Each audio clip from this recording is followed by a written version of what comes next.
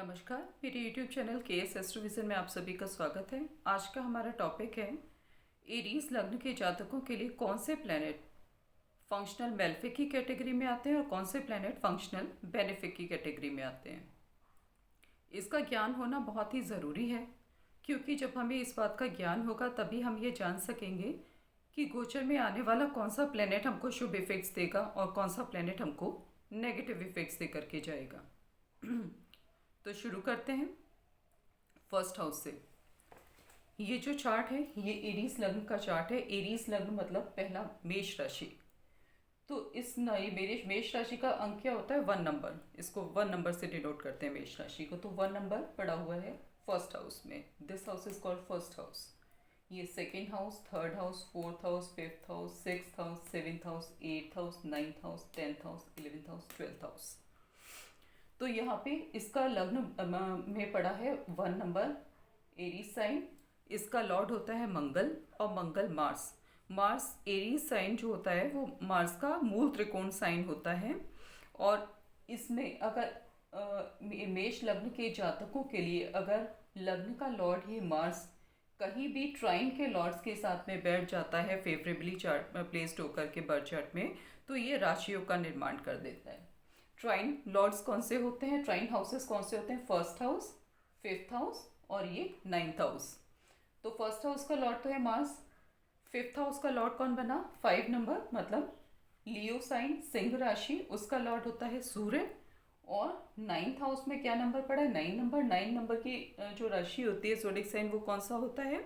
Sagittarius. और Sagittarius sign का Lord कौन होता है? जुपिटर। तो कहीं पर भी अगर चार्ट में मंगल, सूर्य और गुरु, जुपिटर, ये कहीं फेवरेबली अपना बैठ जाते हैं फेवरेबल स्थान पर कंजंक्शन में युति बना करके, तब ये आपके लिए राशियों का निर्माण कर देंगे और आपको जीवन के विभिन्न पक्षों में आप अच्छे प्रभाव आपके लाइफ में आपको दृष्टिगोचर होंगे। आपके काम बनते हुए दिखेंगे, समाज में आपका प्रभाव बढ़ेगा, आप एक अच्छी जिंदगी जिएंगे, भाग्य आपका साथ देगा। ऐसे प्रभाव आपको देखने को मिलेंगे। अब हम बात करते हैं सेकंड हाउस की। जो सेकंड हाउस है इसके लॉर्ड होते हैं, बनते हैं शुक्र। तो शुक्र जो होते हैं इस मेष लग्न के जातकों के लिए इनकी लॉर्डशिप दो हाउसेस की होती है। एक तो सेकंड हाउस जिसको हम धन भाव के नाम से भी जानते हैं, कुटुंब भाव, इमीडिएट फैमिली के नाम से भी जानते हैं, आपकी अर्न की हुई संचित राशि के रूप में भी जानते हैं इस हाउस को। और दूसरा साइन इसका पड़ा है 7th हाउस में, जहाँ ये 7 नंबर पड़ा है। 7 नंबर मतलब लिब्रा साइन और ये टॉरस साइन। तो टॉरस जो होता है शुक्र का, वो न्यूट्रल साइन होता है और ये केंद्र का साइन पड़ा तुला राशि, लिब्रा। अब अगर वीनस इन दोनों हाउसेस के तो लॉर्ड है ही, तो अगर कहीं चार्ट में फेवरेबली प्लेस्ड हैं तो ये आपके जीवन में आपको धन और लाइफ पार्टनर से संबंधित सब चीज़ें अच्छी देंगे। मतलब धन संपत्ति आपके पास अच्छी होगी, लाइफ पार्टनर भी आपको अच्छा मिलेगा अगर उसके ऊपर कोई मेलेफिक एस्पेक्ट नहीं है तब। ठीक है। अब अगर शुक्र का, अब हम बात करते हैं बुध की। अब बुध यहाँ पे बनते हैं थर्ड हाउस के लॉर्ड और सिक्स्थ हाउस के लॉर्ड। जो थर्ड हाउस होता है ये होता है हमारे कम्युनिकेशन का, हमारी रिटन एबिलिटीज़ का, और साथ में ये पराक्रम भाव भी होता है। हाथ से किए जाने वाले सभी कार्यों का विचार इससे किया जाता है। इसमें बुध का नंबर 3 जेमिनी साइन होने का मतलब होता है जो वाक शक्ति में वोकेबलरी जो स्किल्स होती हैं इंडिविजुअल की बहुत ज़्यादा डेवलप्ड होंगी और बहुत वो एक कुशल वक्ता होगा। और इसका जो दूसरा साइन वो पड़ता है इस छठे घर में। छठा जो साइन होता है वो होता है वर्गो। वर्गो का लॉर्ड होता है मरकरी। तो ये छठा घर जो होता है ये मेलेफिक हाउस में इसकी गिनती होती है। छठा हाउस हमारी लाइफ में क्या चीज़ें इंडिकेट करता है? बीमारियां, शत्रु, डेली रूटीन लाइफ, आपकी करंट जॉब को भी इंडिकेट करता है। और जितना ये जो ऋण आप लेते हैं उसका विचार भी इस घर से किया जाता है। तो इन सब का लॉर्ड है मरकरी। ठीक है, लेकिन अगर इस चार्ट में एरीज लग्न के जातकों के लिए कहीं पर भी शुक्र और बुध युति बना करके कंजंक्शन में बैठ जाते हैं तो ये जातक को बहुत सारी प्रॉब्लम्स दे देंगे। किससे रिलेटेड? हेल्थ से रिलेटेड देंगे और साथ में धन से रिलेटेड भी दे जाएंगे। क्यों? क्योंकि बुध की जो लॉर्डशिप है वो मेल्फिक हाउस की है। ये ऑब्स्टिकल्स का हाउस भी होता है, लाइफ में आने वाली रुकावटों का हाउस भी। तो ये लाइफ में प्रॉब्लम्स दे जाएगा। अब हम बात करते हैं मून की। तो इस जो एरीज लग्न के जातक हैं उनके लिए ये मेल्फिक प्लेनेट की भूमिका निभाएगा बुध।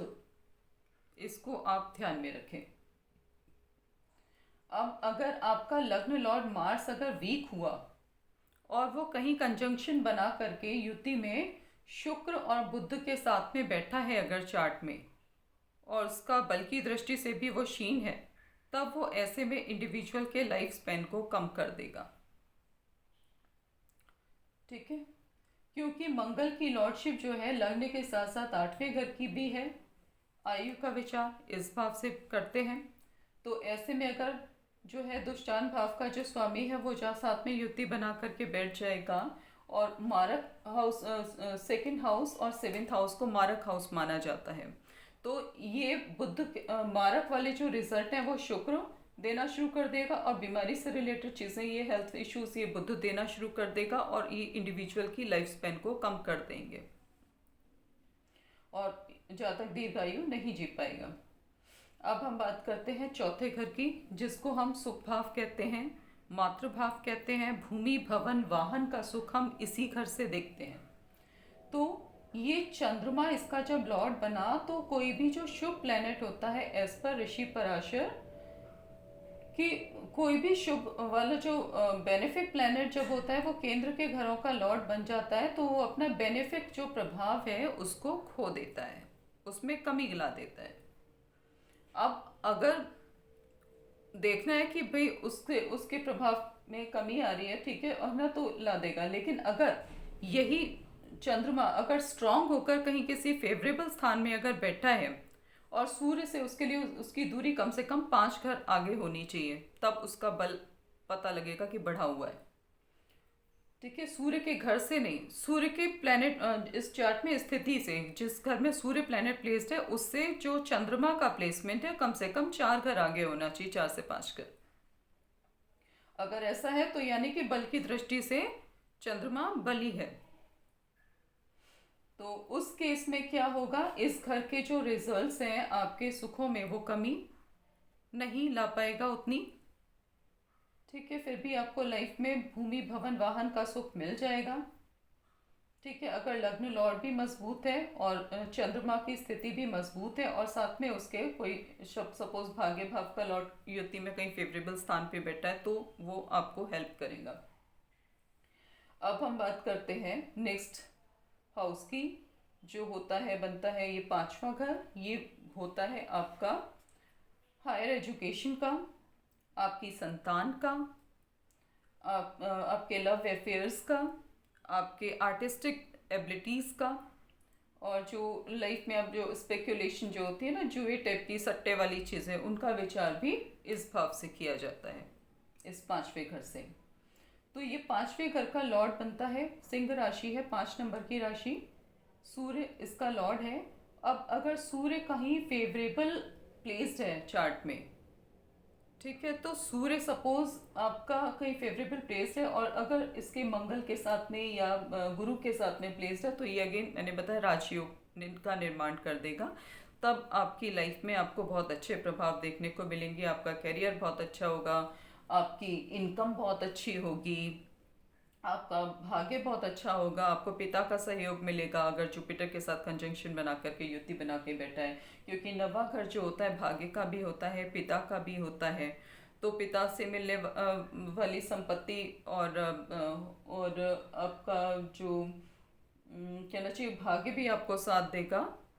ठीक है, और साथ में आप आध्यात्मिक दृष्टि से भी काफ़ी अच्छे चरित्र के और हर तरीके से अच्छे इंसान आप समाज में माने जाएंगे। अब हम बात करते हैं छठे घर की। तो छठा घर मैंने पहले ही बताया, इसके जो लॉर्ड बनते हैं वो बुध बनते हैं। ठीक है, तो बुध इस कुंडली के लिए मेल्फिक हैं। फिर हम बात करते हैं सातवें घर की। तो सातवें घर का जो लॉर्ड बना वो खुद शुक्र बना। अब अगर शुक्र कहीं इस कुंडली में गुरु के साथ में बैठा हो तो आपको बहुत अच्छा लाइफ पार्टनर मिलेगा। ठीक है, आपके पास जीवन की सब सुख सुविधाएं होंगी। और अगर शुक्र का प्लेसमेंट इसी घर में बनता है इस समय में, तो ये आपके लिए मालव्य योग का निर्माण करेगा। और अब हम नेक्स्ट हाउस पे जाते हैं, एट्थ हाउस। इसका लॉर्ड अगेन मंगल है। अगर मंगल चार्ट में सही अपने मित्र राशि में और सही वाले अच्छे वाले किसी घर में प्लेस्ड है तो ये आपके लिए बहुत अच्छा ठीक ठाक योग है। लेकिन अगर इस और मंगल अगर मजबूत स्थिति में है डिग्री वाइज बल वाइज तब, है ना। लेकिन अगर यही मंगल आपका जो है बुध के साथ बैठा है या शुक्र के साथ बैठा है, बुध और शुक्र दोनों के साथ में बैठा है, तब ये आपके लिए चिंता का विषय है। क्योंकि तब क्या होगा, ये दिखाएगा लग्न मतलब आप लग्न का लॉर्ड और किससे अफ्लिक्टेड हो गया, छठे, तीसरे और छठे घर के लॉर्ड से और मारक घर के लॉर्ड से। तो तभी आपको जीवन में समस्याएं, बीमारियां सब दे देगा, प्रॉब्लम्स, कष्ट। और फिर क्या होगा, ये इस तरीके से आपकी लाइफ को कम करने का काम करेगा। नेक्स्ट हम आते हैं नाइन्थ हाउस पर। ये पिता का भी भाव होता है जैसा कि मैंने भी बताया। तो इसका लॉर्ड जुपिटर बनता है। जुपिटर इस लग्न के, एरीज लग्न के जातकों के लिए बहुत अच्छा योग कारक माना गया है। अगर ये बेनिफिक प्लेनेट बेनिफिक के साथ में बैठ जाए तो राजयोग बना देता है, जैसा मैंने भी बताया। तो जुपिटर का अगर कंजंक्शन किसी भी तरीके से शुक्र से होता है तो आपको जीवन में बहुत अच्छे प्रभाव देखने को मिलेंगे। अब हम बात करते हैं शनि। शनि को यहाँ पे लॉर्डशिप दो घर की मिली हुई है इस लग्न के जातकों के कुंडली में। पहला कर्म स्थान और जो है 11वां इनकम हाउस। तो अब कर्म हाउस और इनकम हाउस की लॉर्डशिप है, लेकिन यहाँ पे क्या होता है, एक रूल है पराशर, सेज पराशर का ये, कि जो मेल्फिक प्लैनेट जब केंद्र के हाउस में आकर बैठते हैं या उसकी लॉर्डशिप उनके पास में उसके लॉर्ड बनकर होते हैं, लॉर्ड बनते हैं, तब उनके मेल्फिक इन्फ्लुएंस में कमी आती है। वो बेनिफिक हो जाते हैं एक तरीके से, लेकिन फिर भी वो जैसा नेचुरल बेनिफिक होता है वैसा रिजल्ट नहीं देते हैं। ठीक है, लेकिन फिर भी ठीक ठाक सही रिजल्ट दे देते हैं। और यहाँ पर वो कर्म के लॉर्ड होने के साथ साथ इनकम हाउस के लॉर्ड भी हैं शनिदेव।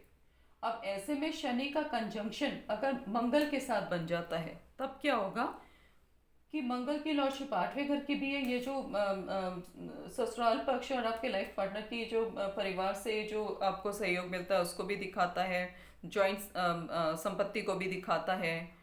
ठीक है, और आपके हिडन जो चीज़ें हैं उन सब का भी घर यही होता है। ठीक है, तो इसका अगर मंगल का शनि के साथ में कंजंक्शन बनता है तब आपको ये जीवन में संपत्ति भी दे देगा, अच्छी इनकम भी दे देगा, लेकिन ये दूसरी समस्याएं आपको दे देगा।